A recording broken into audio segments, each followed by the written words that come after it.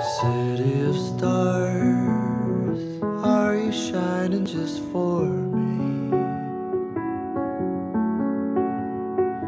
Damien Chazelle's nostalgic musical La La Land is considered by many the inevitable winner at the Oscars.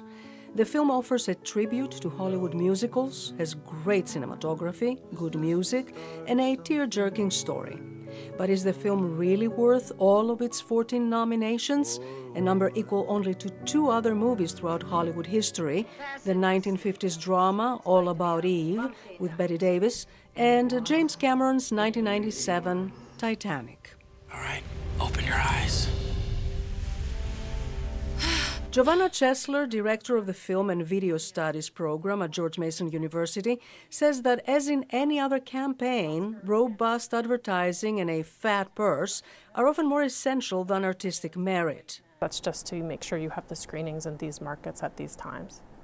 So there is a big machine, a PR machine that has to be in place for the nominations to come out. A filmmaker herself, Chesler says she has renewed faith in the Oscars because this year there are more nominations for minority films and actors. She points to Moonlight, a coming-of-age drama of an African-American boy growing up in a drug-infested community, and Denzel Washington's adaptation of the play Fences, about a struggling husband and father who, despite his flaws, is working to make his mark in the world. These noteworthy films, says Chesler, might not have registered in viewers' and Academy voters' consciousness had it not been for last year's campaign and protests against Oscars so white. And the Academy was called to task about their membership, about the prevalence of white men, mostly straight, doing the nominations, doing the voting.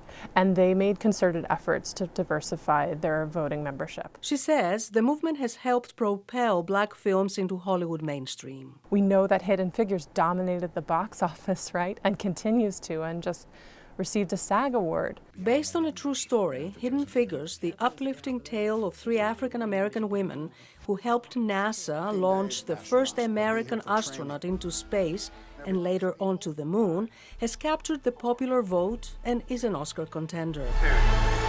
Political developments can also have an impact. President Trump's actions on immigration put a renewed spotlight on refugees. Giancarlo Rossi's documentary, Fire at Sea, chronicles rescue efforts off the Italian island of Lampedusa. Many refugees make it to safety, while others die in the process.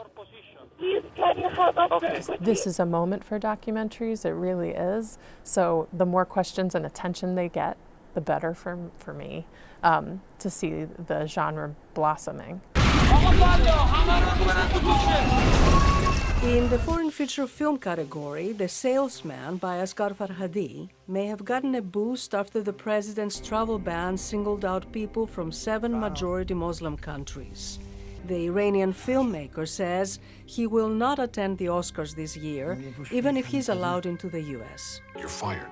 It's Christmas. Yeah, I see the decorations. Good luck in the new year. Then again, the divided political atmosphere could swing Oscar voters toward picking safer, more mainstream subject matters and actors, says Giovanna Chesler. La La Land is the barometer, and La La Land has just secured more nominations than any other film. Chesler hopes to see Oscar awards distributed more equitably to minority artists this year.